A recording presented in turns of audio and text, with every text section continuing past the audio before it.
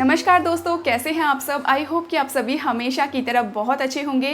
दोस्तों, रोज़ की तरह आज भी मैं आपके लिए लेकर आ चुकी हूं एक बहुत ही यूज़फुल वीडियो। दोस्तों, हम सबके घर में जितने भी इलेक्ट्रॉनिक के सामान होते हैं, चाहे वो टीवी है, फ्रिज है, ओवन है या फिर कपड़ों को प्रेस करने के लिए हम जिस आयरन का इस्तेमाल करते हैं, ये सारी चीज़ें हमेशा लाइट का कंजम्पशन करती रहती हैं। लेकिन हमको ये नहीं पता होता कि हम इनको किस तरीके से कंट्रोल करें, किस तरीके से इनका इस्तेमाल करें और किस टाइम पर हमको इन सारी चीज़ों का इस्तेमाल करना चाहिए कि बिजली का बिल भी कम आए। क्योंकि पूरे दिन में एक टाइम ऐसा ज़रूर आता है कि सबसे ज़्यादा बिजली का कंजप्शन होता है और उस टाइम का आपको सही तरीके से इस्तेमाल करके अपने बिल को भी बचा सकते हैं और साथ ही साथ काफ़ी हद तक आप सेविंग भी कर सकते हैं। तो आज इस वीडियो में मैं आपको यही सारे पॉइंट्स बताने जा रही हूँ जिसका इस्तेमाल करके और जिसको ठीक तरीके से समझ के फॉलो करके आप अपने बिल और पैसों की काफ़ी हद तक बचत कर पाएंगे। तो वीडियो को जरा भी स्किप मत कीजिएगा, वरना आप सही तरीके से पॉइंट्स को नहीं समझ पाएंगे और जानकारी अधूरी रह जाएगी। तो फिर चलिए दोस्तों, बिना देरी के शुरू करते हैं आज के इस यूजफुल वीडियो को। तो दोस्तों, बिजली की बचत का जो पहला तरीका है वो यहाँ पर आता है हमारे कपड़ों को प्रेस करने को लेकर।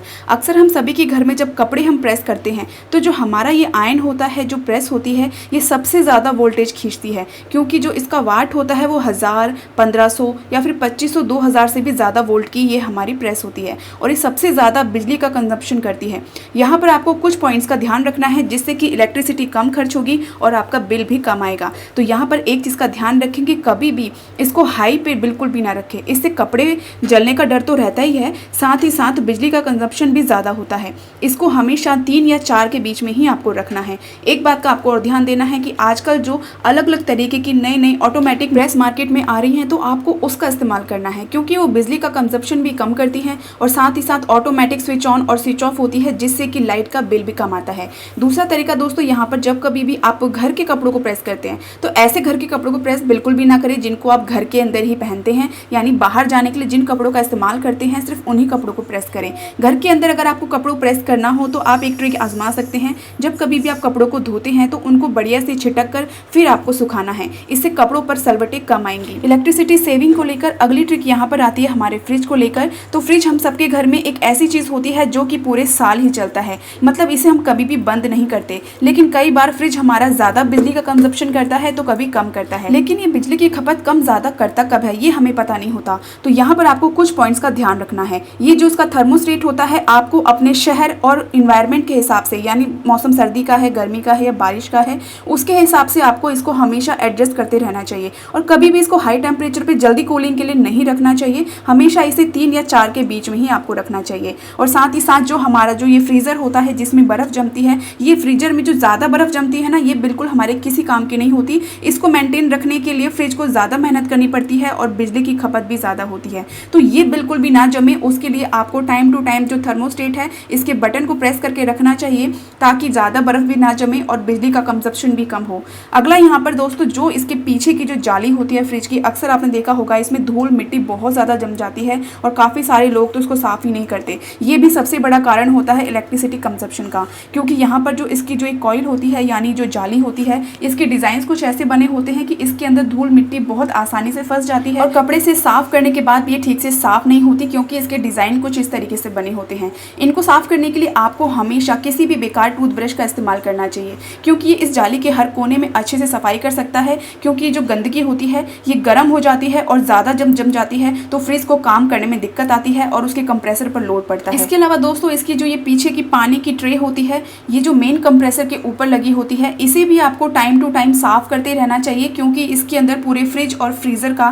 पूरा पानी इकट्ठा हो जाता है। तो कई बार इसमें बहुत सारी दिक्कत भी होती है, मतलब बदबू भी आती है और कई बार ये जो ज़्यादा फुल हो जाता है तो कंप्रेसर पर पानी गिरना शुरू हो जाता है, जिससे कि फ्रिज जल्दी ख़राब हो सकता है और कंप्रेसर भी काम करना बंद कर सकता है। इसके अलावा दोस्तों, बात आती है अब मेन कंप्रेसर की। तो जो इसका ये मेन कंप्रेसर होता है, पूरे फ्रिज का दारोमदार इसी के ऊपर होता है। तो इसको साफ सफाई से आपको रखना, धूल मिट्टी ना जमना बहुत ज़रूरी है। इस चीज़ का ध्यान रखना। आप हफ्ते में कम से कम एक बार तो इसको पीछे से ज़रूर से क्लीन करा करिए, क्योंकि जब इसमें ज़्यादा धूल मिट्टी जम जाती है जिससे कंप्रेसर पर लोड पड़ता है वो ठीक से काम नहीं करता है और इस सिचुएशन में इलेक्ट्रिसिटी कंजप्शन सबसे ज़्यादा होती है। तो आप इसे हफ्ते में कम से कम एक बार तो ज़रूर क्लीन करा करिए। इसके अलावा दोस्तों बहुत सारे लोग ये गलती करते हैं कि जहाँ भी उनका फ्रिज होता है वो दीवार से सटाकर उसको लगा देते हैं, जो कि बिल्कुल भी नहीं करना चाहिए। ऐसा करने से हमारा फ्रिज तो जल्दी खराब होता ही है, साथ ही साथ फ्रिज के अंदर कूलिंग भी ठीक से नहीं होती है और बर्फ भी बहुत ज्यादा जमती है। तो ये सारी चीजें एक बहुत बड़ा कारण है बिजली की खपत को बढ़ाने का। इसके अलावा दोस्तों हमेशा आप एक हथेली के बराबर कम से कम दीवार और ये जो फ्रिज है इसके बीच में गैप रखा करिए, जिससे कि हवा पास हो सके और कूलिंग भी फ्रिज अच्छी करेगा। एक बात का ध्यान रखिएगा, फ्रिज को कभी भी किचन में या फिर जहाँ पर इलेक्ट्रिसिटी का बाकी सामान हो, जैसे ओवन है, हीटर है, तो उस जगह पे आप इसे बिल्कुल भी ना रखें, हवादार जगह पे रखें। यहाँ पर दोस्तों अगली ट्रिक आती है हमारी इलेक्ट्रिसिटी सेविंग को लेकर, यानी कि वॉशिंग मशीन से रिलेटेड। वॉशिंग मशीन में अक्सर हम कपड़े धोते हैं, लेकिन कई बार लोग क्या करते हैं, हर तरीके के कपड़ों को वॉशिंग मशीन में डाल देते हैं वॉश करने के लिए, लेकिन ऐसा बिल्कुल भी नहीं करना चाहिए। पहला तो आपको ध्यान देने वाली जो बात है मेन, वो ये है कि वॉशिंग मशीन को हमेशा आप नॉर्मल मोड पे ही चलाइए, तो ये बहुत अच्छे से काम भी करती है और इलेक्ट्रिसिटी कम भी खर्च होती है। और जो हल्के कपड़े होते हैं, ज़्यादा गंदे नहीं होते हैं, उन्हें आप वॉशिंग मशीन में धोने की जगह हाथ से ही धोइए, तो आपकी इलेक्ट्रिसिटी की बचत भी होगी और साथ ही साथ आपकी वॉशिंग मशीन भी लॉन्ग टाइम तक काम करेगी। दोस्तों अगली यहाँ पर इलेक्ट्रिसिटी सेविंग को जो ट्रिक आती है वो है यहाँ पर हमारे टीवी को लेकर। कई बार हम टीवी देख रहे होते हैं और कई बार हम अपने रिमोट से ही टीवी को ऑफ कर देते हैं और हमें लगता है कि बिजली की खपत नहीं हो रही है, लेकिन ऐसा बिल्कुल भी नहीं होता है। तो टीवी को हमेशा आपको मेन स्विच से ही ऑफ करना चाहिए। अगर आप रिमोट से ऑफ करते हैं तो टीवी जो है स्टैंड बाय मोड पर चला जाता है और वो कंटिन्यू जो है इलेक्ट्रिसिटी चलती रहती है। तो यहाँ पर आप इस छोटी छोटी चीज़ों का ध्यान देंगे ना, तो काफ़ी हद तक आप अपनी बिजली की बचत भी कर पाएंगे।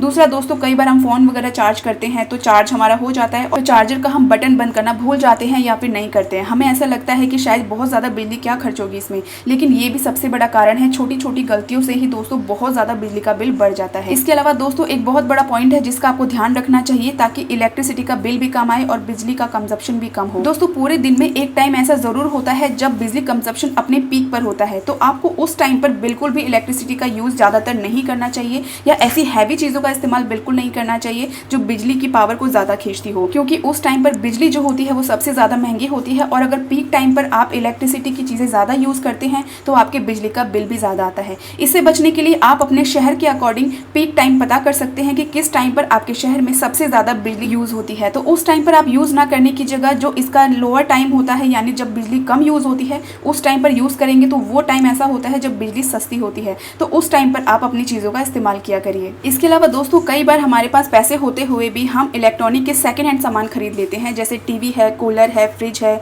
या फिर एसी वगैरह। ये जो सेकेंड हैंड सामान होते हैं ना, ये बिजली का कंजप्शन सबसे ज़्यादा करते हैं। तो दोस्तों ये थे बिजली के कंजप्शन को कम करने के कुछ ऐसे नए नए पॉइंट्स जिसको आप सही तरीके से अगर फॉलो करते हैं तो आप काफ़ी हद तक अपने बिल की बचत कर पाएंगे। बस छोटी छोटी लापरवाही ना करके आप छोटी छोटी चीज़ों पर ध्यान देकर इन सारे पैसों को और बिल को बचा सकते हैं। आई होप कि आपको वीडियो पसंद आई होगी। वीडियो ज़रा सी भी यूज़फुल लगी हो तो प्लीज़ एक लाइक ज़रूर से करिएगा, दोस्तों के साथ ज़रूर से शेयर करिएगा और साथ ही साथ अगर आप मेरे चैनल पर पहली बार आए हैं तो सब्सक्राइब करना बिल्कुल भी मत भूलिएगा। चलिए दोस्तों, कल फिर मिलती हूँ आपसे एक ऐसे ही नई यूज़फुल और इंटरेस्टिंग वीडियो के साथ।